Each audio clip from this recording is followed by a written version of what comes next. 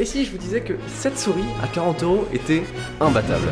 Non, c'est pas possible, elle a l'air beaucoup trop cheap. Mais pourtant, elle fait 85 grammes, a le capteur Hero, une forme aussi parfaite que universelle, et accessoirement, je l'ai eu à 35€. Quel compromis a fait Logitech pour atteindre un prix aussi bas? C'est ce qu'on va voir. Tout d'abord, commençons par la forme et le design. Je suis sur la version KDA, et qui est le partenariat avec League of Legends. Alors, je joue pas du tout à LoL, mais je trouve les couleurs vraiment stylées. Vous pouvez aussi la retrouver en complètement noir, complètement blanc, et il y a aussi des versions en cyan. Déjà, je trouve que les photos officielles de la G305 mettent pas du tout en avant le produit. Genre, en tant qu'acheteur, on a l'impression qu'elle est super cheap, qu'elle est vraiment petite, surtout vue d'en bas, alors qu'IRL, pas du tout. Ça trahit un peu cette souris, puisque vous allez voir, selon moi, elle est imbattable.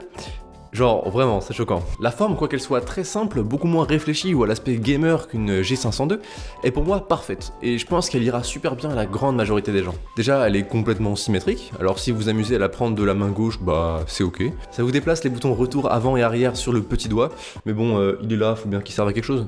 D'apparence, elle a l'air très plate, mais elle est en fait pas du tout. Ce que j'apprécie beaucoup chez la G305, c'est le support dans la paume qu'elle fournit, ça la rend vachement bien pour les joueurs claw grip comme moi, et c'est quelque chose qui me manquait beaucoup chez ma G502. Vous pouvez le voir en vue de côté, on se fait tromper par la G502 parce qu'elle est un poil plus haute, mais elle est aussi beaucoup moins courbée. Alors faut pas abuser, on n'est pas du tout sur les formes d'une G303 Shroud, ce qui plaira sûrement à la majorité, mais le petit cul de cette souris me plaît beaucoup. Il est très thick, avec 2 C. D'un point de vue de la taille, c'est super. Contrairement aux apparences, elle est pas du tout trop petite, en tout cas elle donne pas du tout cette impression, alors que j'ai des moyennes à grande main. D'ailleurs, en fait, si on mesure ma main là, du truc du pouce là au truc du petit doigt, ça fait cette taille, et si on prend cette longueur là, ça fait cette taille. Comparez votre main avec la mienne, ça peut être marrant. Mettez la taille de votre main dans les commentaires. Yes.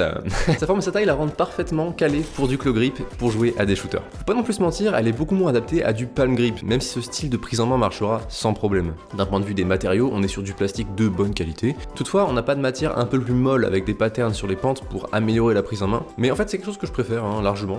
Déjà, bon, même si on n'en a pas vraiment parlé dans ma review, mais ces patterns et cette texture qu'on retrouve sur la G502 lui fait accumuler beaucoup de saleté, ce qui est plutôt chiant, mais aussi rend la prise en main bizarre, et c'est des préférences personnelles, Même si le revêtement de la G305 est lisse, je trouve qu'on la grippe beaucoup mieux et qu'elle tient globalement mieux en place. Et les petites saletés s'enlèvent beaucoup mieux et s'accumulent pas. Maintenant, ce truc n'a pas de câble, et vous vous demandez sûrement comment l'expérience s'enfile avec la G305. À de basses sensibilités, comme des jeux comme Rainbow Six ou Valorant, où on fait beaucoup de flics, avoir un câble, même si c'est très rare, ça pourrait être un peu chiant. Mais avec cette souris, il y a plus problème, et surtout, jouer à Rainbow Six c'était un vrai plaisir grâce au sentiment de liberté que ça apporte. Comme quoi, passer à du sans fil peut paraître un peu useless, mais quand on l'a... on crache vraiment pas dessus. L'expérience a été super, j'ai quasiment eu aucun problème. Simplement pensez à la mettre sur on avant de l'essayer, c'est sûr que sinon il y a peu de chances que ça marche. Un input lag, que ce soit du clic ou du capteur, est tout sauf un problème, donc globalement vous branchez le petit dongle et c'est terminé. Voilà.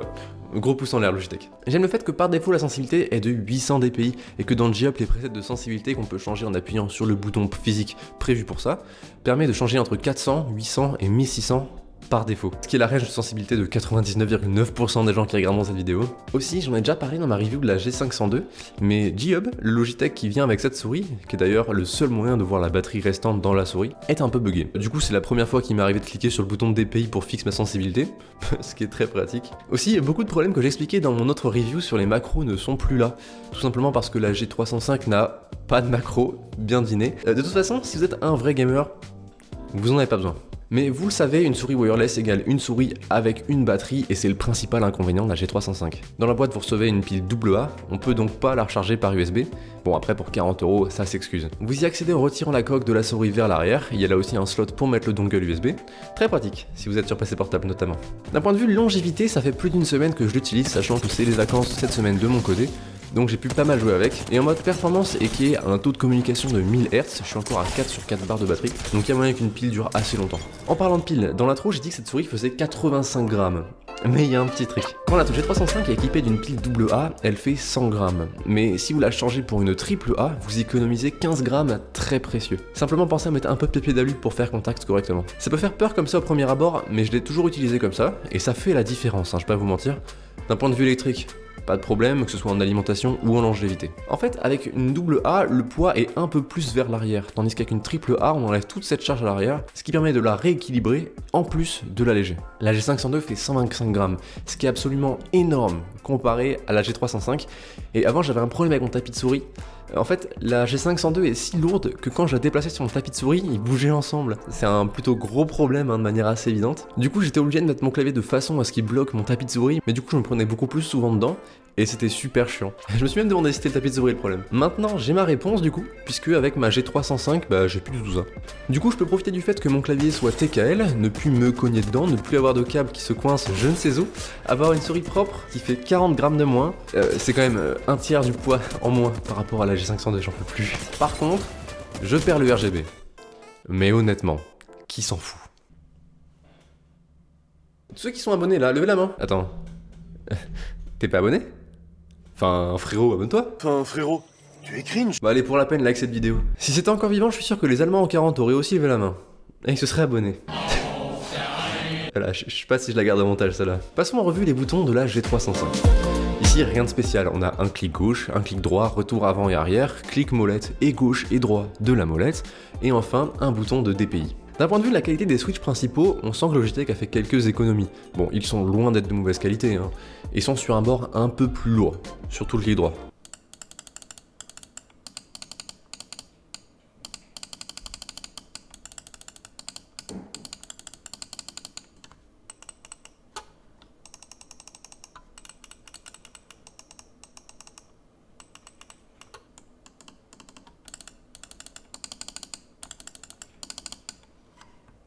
À part ce détail vraiment mineur, on s'y habitue super vite, et je n'ai pas eu de problème avec de double clic involontaire. Aussi, les boutons du pouce sont vraiment très agréables, très fluides et faciles à atteindre, donc c'est un vrai plus. Venant d'une G502, au premier abord, la molette m'a paru un peu cheap. En fait, après quelques jours d'adaptation, je la trouve super bien. Pour mettre dans le contexte, celle de la G502 est très lourde, et revenir à une molette légère plus classique fait bizarre au début.